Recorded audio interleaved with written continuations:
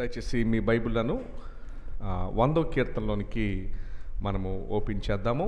దేవునికి మనము స్తుతులు చెల్లించాల్సిన వారముగా ఈ వాక్యము మనకి జ్ఞాపకం చేస్తూ ఉన్నది. మొదటి వచనం చదువుకుందాం. 100వ కీర్తన ఏంటంటే, సమస్త దేశములారా యెహోవాకు ఉత్సాహధ్వని చేయుడి, సంతోషంతో యెహోవాను సేవించుడి అనే మాట ఇక్కడ మనకు కనిపిస్తూ ఉంది. దేవుణ్ణి ఆరాధించడానికి వచ్చేసరికి జనరల్గా మరి చాలామంది కారణాలు వెతుక్కుంటూ ఉంటారు. దేవుణ్ణి దేని బట్టి స్తుతులు చెల్లించాలి అన్న దాన్ని బట్టి కారణాలు వెతుక్కుంటూ ఉంటారు. దయచేసి గమనించండి, దేవుని వాక్యం మనకి ఏం సెలవిస్తుందంటే, ఏది మన దగ్గర లేదు అని చింతించి బాధపడడం కన్నా, అరే ఇంకా నాకు లేదే అని అనుకోవడం కన్నా, దేవుడు ఆల్రెడీ మనకి ఏమి ఇచ్చాడో అన్న దాన్ని బట్టి దేవునికి మనము స్తుతులు చెల్లించవలసిన వారమై ఉన్నాం. చాలాసార్లు మనము మన దగ్గర అది లేదే ఇది లేదే అని బాధపడుతూ ఉంటాం.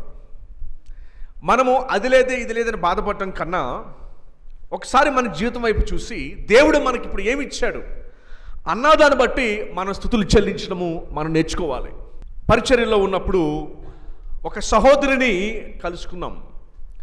చాలామంది పిల్లలు అక్కడ ఉన్నారు. ఒక 40-50 మంది పిల్లలు అక్కడ కూర్చొని ఉన్నారు. విపరీతమైన చలి, వాళ్ళకి ఎవరికి కూడా బట్టలు లేవు. కింద నాపరాయి మీద వారు కూర్చొని ఉన్నారు. అయితే ఒక సహోదరి ఆమె ఈ పిల్లలందరినీ కూడా కొంచెం చూసుకుంటూ ఉంది. పిల్లలందరినీ కూడా చూసుకొని చుండగా ఆమె ఇంటికి ఖచ్చితంగా మీరు రావాలండి, అందరూ వచ్చి ప్రార్థన చేయాలి, నా కోసం నా ఇంట్లో అడుగు పెట్టాలి మీరు అందరని చెప్పి చాలా ఆశపడితే ఆమె గృహానికి వెళ్ళటం జరిగింది. ఆమె మరి ప్రభువుని తెలుసుకుంది, ప్రభువుని నమ్ముకుంది, పనులు చేసుకుంటూ ఉంటుంది, చిన్న చిన్న పనులు చేసుకుంటూ ఉంటుంది. మందిరానికి ఎప్పుడూ కూడా ఆ పాస్టర్ గారు చెప్తూ ఉన్నారు, ఆమె సంపాదనలో ప్రతి నెల కూడా 1000 రూపాయలకి పైబడే తీసుకొని పక్కన పెట్టేస్తుందండి. క్రిస్మస్ వచ్చేసరికి చాలా ఆమె చీరలు లేని వారికి దయచేస్తుంది. వాస్తవానికి ఆమెకు ఎవరైతే పనిచేసే చోట ఇస్తూ ఉన్నారో అవి తీసుకుని వీళ్ళందరికీ కూడా ఇచ్చేస్తుందండి. ఈమెకే దానం చేస్తే ఈమె వాటిలో నుంచే ఇవ్వటం నేర్చుకుందండి అని చెప్పి ఆ పాస్టర్ గారు ఆ యొక్క పేద విధవరాలను చూసి సాక్ష్యం ఇచ్చారు. వాస్తవానికి ఈ పేద విధవరాలు ఎవరిని జ్ఞాపకం తీసుకొస్తుంది అంటే, యేసు ప్రభు వారు ఒక పేద విధవరాలు మందిరంలో 2 నాణాలు ఆమె సంపాదన అంతా కూడా అక్కడ వేస్తే ఆ యేసు ప్రభు వారు ఆమెను చూసి అంటారు, ఇదిగో ఈమె అందరికంటే ఎక్కువగా పరిచర్యకు ఇచ్చింది అని చెప్పి ఆయన ఒక మాటను జ్ఞాపకం చేస్తారు. దీన్ని బట్టి మనం ఏం అర్థం చేసుకోవచ్చు అంటే, యేసు ప్రభు వారు ఆమె యొక్క హృదయాన్ని చూసి ఇదిగో వారందరికంటే ఈమె ఎక్కువ ఇచ్చిందని ఆ రోజు వారికి చెప్పడం జరిగింది. ఆమె ఇంటికి తీసుకెళ్ళిన తర్వాత ఆమె ఒక ప్రార్థన అవసరత అడిగింది. వాస్తవానికి మరి దేవునికి ఎంతో ఇస్తూ ఉంది. ఆమె ప్రార్థన అవసరత ఏమని అడిగిందంటే, పాస్టర్ గారు నేను ఒక మంచం కొనుక్కోవాలనుకుంటున్నానండి. ఆమెకు దాదాపు ఒక 60 సంవత్సరాలు పైబడే. ఈ 60 సంవత్సరాల్లో కూడా నేను ఎప్పుడు కూడా మంచం మీద పడుకోలేదని చెప్పింది, ఎన్నడూ కూడా.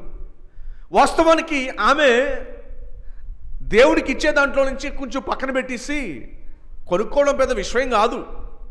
కానీ ఆమె ఏం చేసిందంటే, దేవునికి ఇచ్చే దాంట్లో ఏ ఒక్క రూపాయి కూడా తగ్గించకుండా ఆమె మంచం లేకపోయినా కూడా అడిగిన రిక్వెస్ట్ ఏంటంటే, ఇన్ని సంవత్సరాలు నాకు ఎప్పుడు లేదండి, ప్రార్థన చేయండి, దేవుని చిత్తమైతే నాకు ఇస్తాడు అని చెప్పి ఆమె అడిగింది.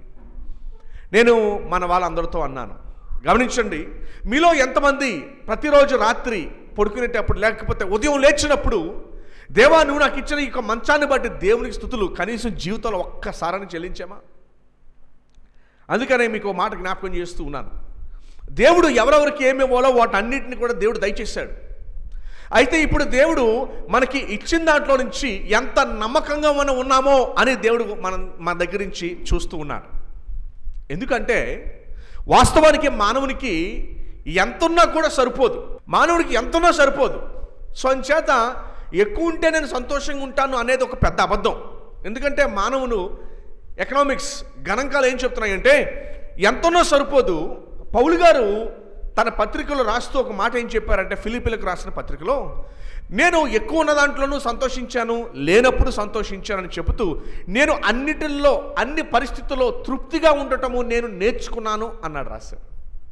అన్ని పరిస్థితుల్లో తృప్తి నొందడము నేను నేర్చుకున్నాను అని అన్నాడు. సో ఎంత గొప్ప మాట చూడండి. ఇక్కడ దేవుని స్తుతించేటప్పుడు మనం నేర్చుకోవాల్సిన పాఠం ఏంటంటే, మన దగ్గర ఏమీ లేవో అన్న వాటి గురించి మనం చింతించి బాధపడకుండా, దేవుడు ఇప్పటికే మనకి ఏం దయచేస్తాడో అన్నదాన్ని బట్టి దేవుని స్తుతులు చెల్లించడం మనం నేర్చుకోవాలి. అది చాలా గొప్ప పాఠం. జనరల్గా ఆరాధన, దేవునికి స్తుతులు చెల్లించే విషయంలో చాలామంది సంతోషంగా దేవుని స్తుతులు చెల్లించలేకపోవడానికి గల కారణం ఏంటంటే, అరే నా దగ్గర ఇంకా ఏమీ లేదో, లేకపోతే నాకేదో జరగాలి, నాకేదో రావాలి కావాలి అన్నదాన్ని బట్టి, ఏదన్నా జరిగితేనే నేను దేవుని స్తుతులు చెల్లిస్తాను, ఏదన్నా నాకు వస్తేనే, లేకపోతే ఉద్యోగమో వాట్ ఎవర్ ఇట్ ఈస్ అది వస్తేనే నేను దేవుని స్తుతులు చెల్లిస్తాను అని చాలామంది మౌనంగా ఉండిపోతారు. కానీ మీరు అందరూ గ్రహించాల్సిన ప్రాముఖ్యమైన విషయం ఏంటంటే, దేవుడు నాకు ఇప్పటికే ఇచ్చిన జీవితాన్ని బట్టి, 3 పూటలు నాకు ఇచ్చిన ఆహారాన్ని బట్టి, ఎందుకంటే చాలామందికి లేదు, ఇది చాలామందికి లేదు. అయితే మనకి ఇవ్వబడిన దాంట్లో నుంచి దేవుడు లెక్క అడుగుతాడు. అంచేత దేవుడు ఇప్పటికే మనకి ఇచ్చిన దాన్ని బట్టి నిజంగా మనకి ఏ లోటు లేదు. ఉండడానికి కానీ, తినడానికి కానీ, బ్రతకడానికి కానీ, కట్టుకోవడానికి కానీ ఏ లోటు కూడా లేకుండా దేవుడు ఇప్పటిదాకా మనల్ని దేవుడు తీసుకొచ్చాడు. అందుకని ఈరోజు దేవుణ్ణి మనము స్తుతించడానికి గల కారణం ఏంటంటే, దేవా ఇప్పటి వరకు నీవు నాకు ఇచ్చిన దాన్ని బట్టి నీకు నేను స్తుతులు చెల్లించుకుంటానని చెప్పి దేవునికి మనం బిగ్గరగా స్తుతులు చెల్లించవలసిన వారమై ఉన్నాం. మరి దేవుణ్ణి స్తుతులు చెల్లించడానికి ఏ కారణం కావాలి? మనకి ఏ కారణం అవసరంలా. ఇప్పటిదాకా దేవుడు మనల్ని పోషించినందుకు, మనల్ని కాపాడినందుకు, సజీవ లెక్కల్లో మనల్ని ఉంచినందుకే దేవుని స్తుతులు చెల్లించాలి. అంచేత ఒకసారి మీ జీవితాల వైపు చూసి ఏమి లేదో అన్నదాన్ని బట్టి మనం ఆలోచించకుండా, ఆల్రెడీ ఇప్పుడు మనకి ఏది ఉందో, ఇప్పటికే దేవుడు మనకి ఏమి ఇచ్చాడో అన్నదాన్ని బట్టి దేవునికి స్తుతులు చెల్లించడం మనం నేర్చుకోవాలి. పాఠం ఏంటంటే, పాఠం లేని దాన్ని బట్టి ఆలోచించి చింతించకుండా ఉన్నదాన్ని బట్టి దేవుని స్తుతులు చెల్లించాలి. ఇప్పటికే దేవుడు మనకి ఏం దయచేస్తాడో అన్నదాన్ని బట్టి దేవునికి మన స్తుతులు చెల్లించాలి. అర్థమవుతుందండి? అర్థమవుతుందా? లేని దాన్ని బట్టి మనం బాధపడకుండా ఉన్నదాన్ని బట్టి మనం దేవునికి ఏం చెల్లించాలి? స్తుతులు చెల్లించాలి. సో దేవునికి స్తుతులు చెల్లించాలి అనే మాట ఈరోజు మనం వింటుండగా మనకి రావాల్సిన ఆలోచన ఏంటంటే, నేను లేని దాన్ని బట్టి బాధపడను, ఈ సమయంలో ఉన్నదాన్ని బట్టి దేవుని స్తుతులు చెల్లిస్తాను. అది మనం నేర్చుకోవాలి. ఇప్పటికే దేవుడు మనకి ఏం దయచేస్తాడు, ఇప్పటికే దేవుడు మనకి ఏమి ఇచ్చాడు అన్నదాన్ని బట్టి మనం దేవునికి స్తుతులు చెల్లించాలి. స్తుతులు చెల్లిస్తారా? దేవునికి కృతజ్ఞతలు తెలుపుతారా? ఏమండి, జనరల్గా మరి మనుషులు ఎప్పుడూ కూడా లేని దాన్ని బట్టి మనం ఆలోచిస్తాం. ఈరోజు మీరందరూ కూడా నేర్చుకున్న పాఠం ఏంటంటే, లేని దాన్ని బట్టి మీరు ఆలోచించద్దు. ఎందుకంటేనండి, ఈ లోకంలో, ఈ ప్రపంచంలో, ఈ భూమి మీద చాలామందికి చాలా లేవు. కానీ దేవుడు వారందరికీ కూడా ఏమి ఇవ్వాలో అది ఇచ్చాడు. అయితే ఇచ్చిన దాంట్లోంచి నమ్మకత్వమే నిత్యత్వంలో మనం ఉండే స్థానాన్ని నిర్ణయిస్తుంది. ఓకేనండి? ఉన్నదాన్ని బట్టి ఈ నమ్మకత్వమే మనకి నిర్ణయిస్తుంది. సో చేత దేవుడు చూడండి, 100వ కీర్తనలో ఈ కీర్తన మనం చదువుతుండగా వింటుండగా కూడా దేవుని ఆరాధిద్దాం, దేవుని స్తుతిద్దాము. లేని దాన్ని బట్టి కాదు, ఉన్నదాన్ని బట్టి దేవుని స్తుతులు చెల్లిద్దాం. ఇప్పటివరకు దేవుడు మనకి ఆల్రెడీ ఏమి ఇచ్చాడో దాన్ని బట్టి దేవుణ్ణి గణపరుద్దాము, దేవునికి చెబుదాము, దేవా నీకు వందనాలు నాయనా, నీకు స్తుతులు నాయనా, నువ్వు గొప్పవాడివి, నువ్వు ఘనమైన వాడివి, ఘనత మహిమ ప్రభావములు నీకే నాయనా అని దేవునికి మనము చెబుదాము. దేని బట్టి చెబుదాము? చేయాల్సిందని బట్ట, చేసిందని బట్టి. ఇప్పటికే దేవుడు మనకి ఏమి ఇచ్చాడో అందుని బట్టి దేవుని స్తుతులు చెల్లిద్దాం. ఎప్పుడు కూడా చేయలేదే అని సనిగే విధంగా కాకుండా, ఇంకా రాలేదే అని చింతించే విధంగా ఎన్నడూ ఉండవద్దు. పరిపక్వత దేవుడు కోరే వ్యక్తులు ఎవరో తెలుసా? దేవుడు ఎవరిని కోరతాడో తెలుసా? లేదే అని చింతించే వాళ్ళు కాదు దేవుడు కోరేది. అట్లాంటి వారి ఆరాధన కాదు దేవుడు ఆశించేది. దేవుడు ఎవరు ఆరాధన ఆశిస్తాడు అంటే, ఉన్నదాన్ని బట్టి స్తుతులు చెల్లిస్తూ, దేవుడిని వైపు ఎన్నడూ కూడా దేవా ఇంకా ఏ లేదే అనుకోకుండా ఇచ్చిన దాన్ని బట్టి నీకు వందనాలయ్యా అన్న వారి జీవితంలో దేవుడు ఇంకా గొప్ప కార్యాలు చేస్తాడు. అంచేత మనమందరం కూడా మన హృదయాన్ని దేవునికి సమర్పించుకుందాం. ఇది చదువుతుండగా దేవునికి మన హృదయాల్ని సమర్పించుకుందాం. ఏమండి, మరి దేవుడు నిజంగా చెప్పాలి అంటే మనకి ఎంతగానో ఇచ్చినట్టు, దేవుడు మనకి ఎంతగానో దేవుడు ఇచ్చినట్టు, ఎంతగానో దేవుడు మనల్ని దీవించినట్టు. ఏ పూటకే మన ఆహారం లోటు లేదు. నచ్చింది మనం తింటున్నాం, నచ్చింది కట్టుకుంటున్నాం. ఏది లోటు లేకుండా దేవుడు మనకు దయచేస్తున్నాడు. మరి దాన్ని బట్టి మన స్తుతులు చెల్లించమా? లోటు లేకుండా దేవుడు ఇస్తున్నందుకు దాన్ని బట్టి మన స్తుతులు చెల్లించమా? అందుకని అంటున్నాడు, సమస్త దేశంలారా యెహోవాకు ఉత్సాహధ్వని చేయుడి. 100వ కీర్తనలో చక్కటి మాటలు రాయించాడండి. సంతోషంతో యెహోవాను సేవించు, సంతోషంతో చేయండి.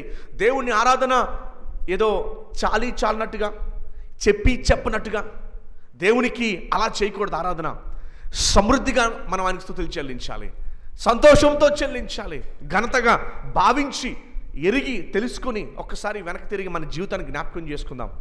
మన అనారోగ్య సమయాల్లో దేవుడు మనల్ని కట్టాడు, మన కష్టకాలంలో దేవుడు మనల్ని కట్టాడు, మన బాధల్లో మనల్ని దేవుడు కట్టాడు, ఒకప్పుడు పాపంలో ఉన్నప్పుడు దేవుడు మనల్ని వెతికి రక్షించుకుని మనల్ని కట్టాడు. ఆయన పరిశుద్ధుల బలలో పాల్గొనే ధన్యతను దేవుడు మనకి దయచేశాడు. ఇవన్నీ కూడా దేవుడు మనకు దయచేసిన ధన్యతలే. అందుకని వాటన్నిటిని మనం జ్ఞాపకం చేసుకుందాం. వాటన్నిటిని జ్ఞాపకం చేసుకుని దేవునికి స్తుతులు చెల్లిద్దాం. 2వ వచనంలో చూడండి ఏముందో, ఉత్సాహగానము చేయించు ఆయన సన్నిధికి రండి. ఎలా మనం ఆయనకి స్తుతులు చెల్లించాలి అంటే ఉత్సాహంతో దేవుని స్తుతులు చెల్లించాలి. ఊసురోమని బాధతో చింతతో, లేకపోతే మనకి ఏది రాదు అన్నట్టుగా, ఏది మనకి తెలియదు అన్నట్టుగా కాదు. ఆయన గురించి ఎరిగే కొద్దీ, ఆయన గురించి తెలుసుకునే కొద్దీ, దేవా నీకు వందనాలయ్యా, నీకు నేను స్తుతులు చెల్లించుకుంటున్నాను, నా పరిస్థితులు మార్చగలిగేది నీవే అని ఆయన మీద భారము వేసి కృతజ్ఞతతో, అందుకనే ప్రార్థించేటప్పుడు కూడా కృతజ్ఞతతో ప్రార్థన చేయమని దేవుని వాక్యం మనకి సెలవిస్తున్నది. అంటున్నాడు, ఆయన మనల్ని పుట్టించెను, మనము ఆయన వారము. మనల్ని ఆయనే పుట్టించాడు, ఆయనే సంరక్షిస్తాడు, ఆయనే చూసుకుంటాడు. ఆయన చూడలేదులే అని మనం బాధపడిన అవసరంలా, ఆయన మనల్ని పట్టించుకోవట్లేదులే అని మనం ఆలోచించిన అవసరంలా. ఆయన మనం చూస్తున్నాడు, మన బాధ నెరిగినవాడు, మన చింత నెరిగినవాడు, నీకంటే నీ గురించి ఎక్కువగా బాధ్యత తీసుకోగలిగిన వాడు ఆయనే. మీరు చింతిస్తున్నారా దేవుడు పట్టించుకోవట్లేదని, దేవుడు చూడట్లేదని సరిగ్గా ఆరాధించలేకపోతున్నారా? గమనించండి, మీకన్నా మీ జాగ్రత్త ఆయనకే ఎక్కువ తెలుసు. ఆయన మిమ్మల్ని సృష్టించిన వాడు. యోహాను 3:16 జ్ఞాపకం చేసుకోండి. దేవుడు లోకమును ఎంతగానో ప్రేమించినవాడు. ఆయన ప్రేమించినవాడు. అంచేత మనము ఆయన వారము, ఆయన చేత సృష్టింపబడిన వారము. ఎవరండి మనము?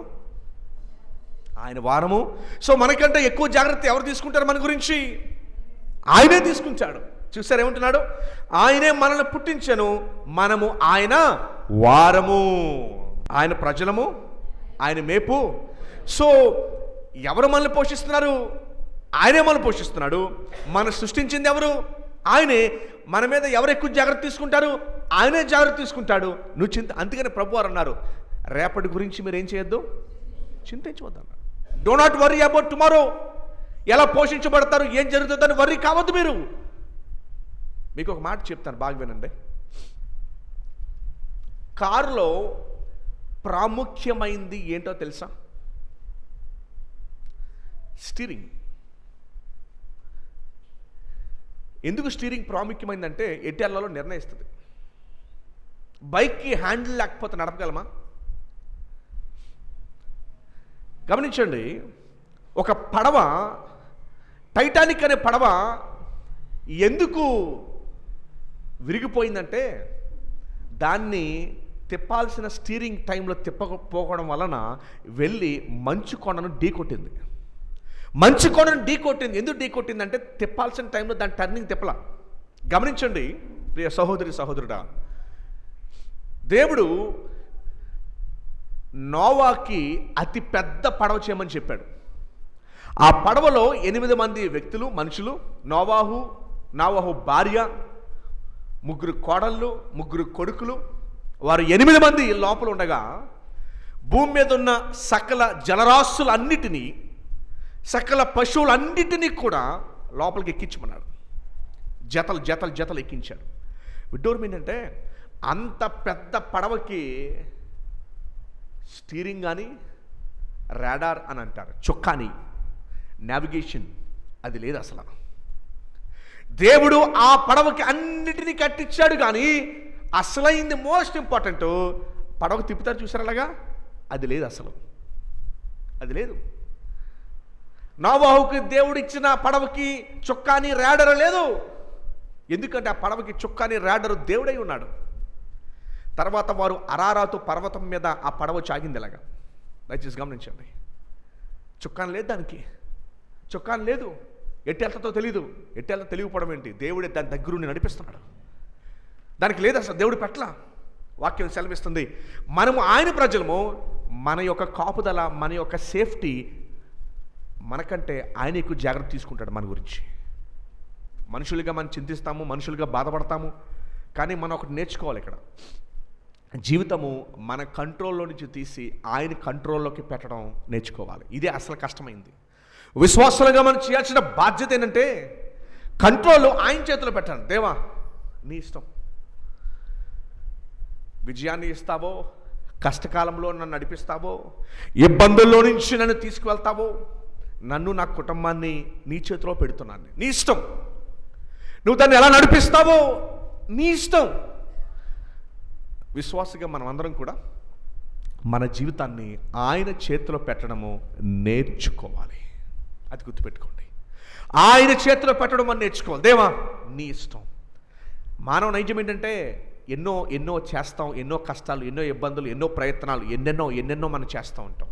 దయచేసి గమనించండి, ఈరోజు నోవాహు కుటుంబము వలె మీరును మీ యొక్క జీవితాన్ని దేవుని చేతిలో పెట్టడము నేర్చుకోవాలి, మన కంట్రోల్ని తీసివేసి.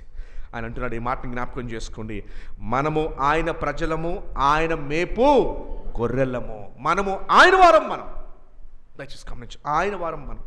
అంచేత మనమందరం కూడా మరి ఆయన చేతులు పెట్టడము మన జీవితాన్ని నేర్చుకుందాం. కృతజ్ఞత అర్పణలు చెల్లించుచు ఆయన గుమ్మములలో ప్రవేశించుడి.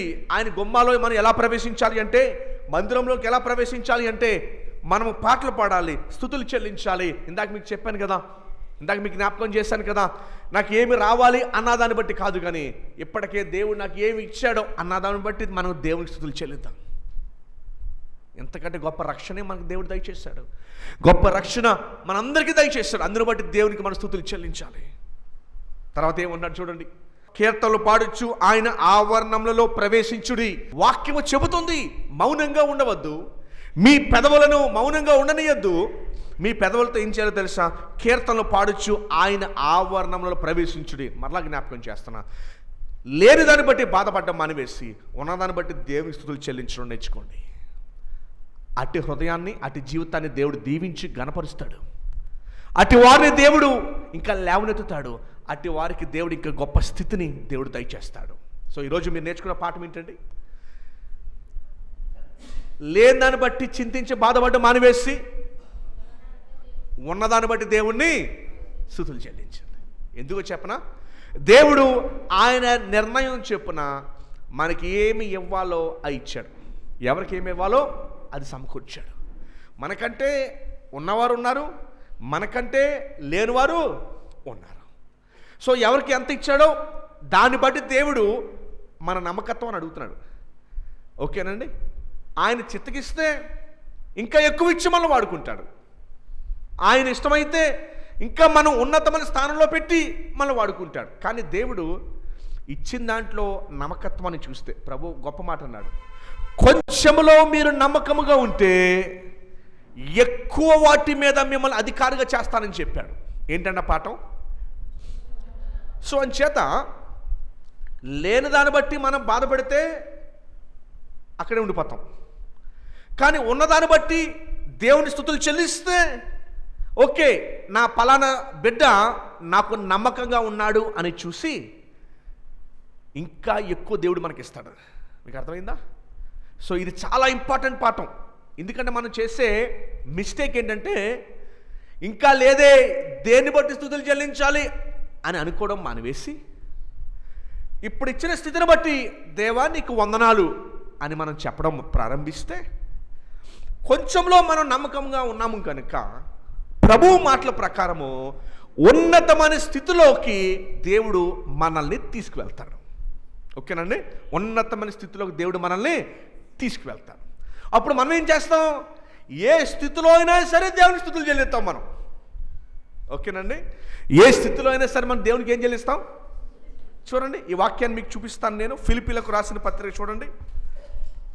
ఇదందరూ కూడా మన ఆత్మీయ ఎదుగుదల కొరకు ఈ పాఠాన్ని నేర్చుకుందాం.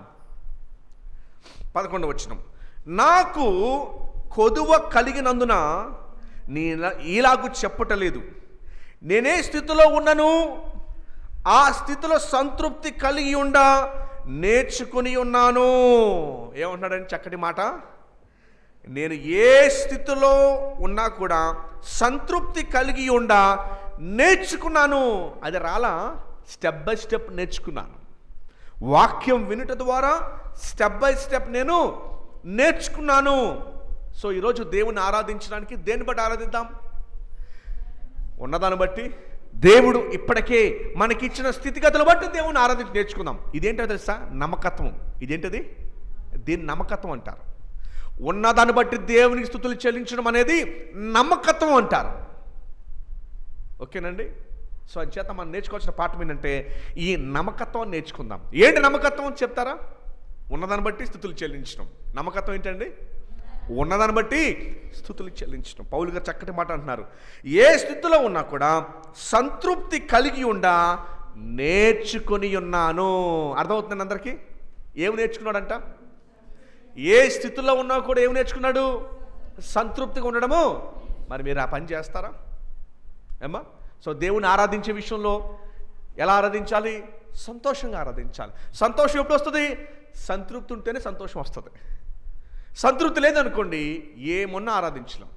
తెలుసండి మీకు? అందుకని చిన్నప్పుడు గొప్ప గొప్ప పాఠాలు నేర్పించారు. రాజుగారికి దేవత ప్రత్యక్షమై నీకేం వరం కావాలని కోరుకో అంటే పట్టిందల బంగారం అన్నాడంట. ఉదయం లేచేసరికి తినడానికి కుమార్తె ఆ యొక్క గార్డెన్లో ఉన్న చక్కటి మొక్కల్ని పట్టుకున్న వాటి అన్నీ కూడా బంగారం అయిపోయేసరికి అయ్యి బాబోయ్ నాకు వద్దు, నాకు ఉన్న దాంట్లోనే నేను సంతృప్తిగా ఉంటే చాలు. ధనవంతుడు ఎవడో తెలుసండి? సంతృప్తి నొందిన వాడే ధనవంతుడు. తెలుసండి? సంతృప్తి నొందిన వాడే ధనవంతుడు. రాజు అడుగుతాడంట ఇంగ్లీష్ వాళ్ళని, దేశం కష్టకాలంలో ఉంటే రాజు అంటాడంట, ఏం చేయమంటారు నన్ను? ప్రతి ఒక్కరికి ఒక కోట కట్టేయమంటారా? అప్పుడు సైన్యం అంటది, అయ్యా రాజా, మీరు దేశాన్ని ప్రశాంతంగా ఉంచితే ప్రతి ఒక్క ఇంగ్లీషోడి ఇల్లే ఒక కోట అని అన్నాడు. దాన్ని బట్టి మనం అర్థం చేసుకోవాల్సిన పాయింట్ ఏంటంటే సంతృప్తిని వదలడం నేర్చుకోవాలి మనం. కానీ విచారకరంగా సాతానుడు ఈ భూమి మీద మన ఆంధ్ర రాష్ట్రంలో ఏం చేశాడంటే నీకు సంతృప్తి ఉండకూడదు, సంతృప్తి లేకుండా చేసేసాడు. అందుకనే మనకి ఆనందం కోల్పోయాం. ఈరోజు దేవుని వాక్యము మరలా ఆ సంతృప్తిని ఇవ్వడానికి ఈ ఆరాధనలో సంతృప్తి నేర్పిస్తుంది మనకి. పౌలు గారు ఎంత మాట అన్నారు చూడండి. అని అంటున్నాడు, సంతృప్తి కలిగి ఉండట నేర్చుకోవాలి మనం. అది రాదు, అది నమ్మితే వచ్చేది కాదు. అర్థమవుతుందండి? అది నమ్మితే వచ్చేది. అది ఏం చేయాలి? దాన్ని నేర్చుకోవాలి. You have to learn. అర్థమవుతుందండి? అర్థమవుతుందా? సంతృప్తి ఏం చేయాలి? నేర్చుకోవాలి. You have to learn. ఇంకోటి ఏమన్నారు చూడండి తర్వాత వచనంలో, దీన స్థితిలో ఉండా నేను ఎరుగుదును. పౌలు గారు ఏమంటున్నారు? దీన స్థితిలో నేనుండా ఎరుగుదును, సంపన్న స్థితిలో ఉండా నేను ఎరుగుదును, ప్రతి విషయంలోనూ అన్ని కార్యముల్లోనూ కడుపు నిండుటకును ఆకలి కలిగి ఉండుటకును సమృద్ధి కలిగి ఉంటున్నాను, లేమిలోనుంటకును నేర్చుకొని ఉన్నాను. బాబ్బా ఎంత మంచి మాట అన్నాడు చూశారండి. ఏమంటున్నాడు పౌలు గారు? నేను ఏమీ లేని దాంట్లో సంతోషించడం నేర్చుకున్నా, అన్నీ ఉన్న విషయంలో సంతోషంగా ఉండడము. ఇప్పుడు చెప్పండి, సంతోషంగా స్తుతులు చెల్లిద్దామా? దేన్ని బట్టి చెల్లిద్దాం? ఉన్నదాన్ని బట్టి. దేన్ని బట్టి స్తుతులు చెల్లించాలని దేవుణ్ణి? ఉన్నదాన్ని బట్టి దేవునికి స్తుతులు చెల్లిద్దాం. ఎంత మంచి మాట చూసారా? సో దేవుణ్ణి ఇప్పుడు ఎలా చెల్లించాలి సంతోషము? పౌలు గారు అన్నారు, నేను నేర్చుకొని ఉన్నాను అంటున్నాడు. లేని దాంట్లో సంతోషం ఉండడం నేర్చుకున్నాను. ఉన్నప్పుడు సంతోషంగా ఉండడం సహజమే, కానీ లేనప్పుడు సంతోషంగా ఉండడం కూడా నేర్చుకున్నాను అంటున్నాడు. ఎంత మంచి మాట. ప్రపంచంలో అండి ధనికుల కన్నా లేని వారు ఎక్కువ సంతోషంగా ఉంటారు. కారణం ఏంటో తెలుసా? సంతృప్తిని ఉంటారు. అది కూడా సంతృప్తిని పొందాలి. పౌలు గారు అంటున్నారు, నేను సంతృప్తిని పొందటము నేర్చుకున్నాను అని చేత ఈ 100వ కీర్తన ఇంకేం నేర్పిస్తుంది చూడండి. ఆయనను స్తుతించుడి, ఆయన నామమును గణపరచుడి. ఆయనను స్తుతించుడి, ఆయన నామమును గణపరచుడి. యెహోవా దయాళుడు, విడిచిపెట్టేవాడు కాడు. ఎవరంటే నాయన? దయాళుడు. ఆయన కృప, ఈ మాట గుర్తుపెట్టుకోండి, నిత్యము నిత్యము నిత్యము ఉంటుందంట. నీ లేములోనూ నీతో పాటు ఉంటుంది, నీ కలిమిలోనూ నీతో పాటు ఉంటుంది. చివరి మాటలు చూడండి. ఆయన సత్యము ఎప్పుడు ఉంటుందంట? తరతరములు ఉండును. ఏమా? సో చేత ఇప్పుడు చెప్పండి, దేన్ని బట్టి దేవుని స్తుతులు చెల్లించాలి? ఎస్, ఉన్నదాన్ని బట్టి దేవుని స్తుతులు. పౌలు గారు ఏమన్నారు? లేమిలో నేను సంతృప్తిని పొందడము నేర్చుకున్నాను, కలిమిలో సంతృప్తిగా ఉండటము నేర్చుకున్నాను, ఆకలిగా ఉన్నప్పుడు నేను సంతృప్తిగా ఉండటం నేర్చుకున్నా, నా కడుపు నిండుగా ఉన్నప్పుడు నేను సంతృప్తిగా ఉండడం నేర్చుకున్నా. ఈరోజు అదే సంతృప్తితో మనం దేవునికి స్తుతులు చెల్లిద్దాం. లేని వాటి గురించి ఆలోచించకండి. దేవుడు నాకు ఇచ్చాడుగా, వీటిని బట్టి సంతోషిస్తాను, వీటిని బట్టి ఆయన ఆరాధిస్తాను. ఎందుకంటే నాకు ఇవ్వాలని ఆయనే ఇవ్వాలి కదా. సో ఆయన ఇవ్వలేదని నేను ఎందుకు సనుక్కోవాలి? ఆయన చేయలేదని నేను ఎందుకు బాధపడాలి? ఉన్నదాన్ని బట్టి నేను స్తుతులు చెల్లిస్తా. వీటి విషయమైతే నమ్మకంగా మీరుంటే, ఏమండి, వీటి విషయమై మీరు నమ్మకంగా మీరుంటే, ఈ నమ్మకత్వాన్ని బట్టి దేవుడు ఉన్నతమైన స్థితి మీకు ఇస్తాడు. ఇప్పటిదాకా మనం ఏం చేసాం తెలుసా? చాలా సందర్భాల్లో లేని దాన్ని బట్టి లేవే లేవే అని స్తుతించడం మానివేస్తాం.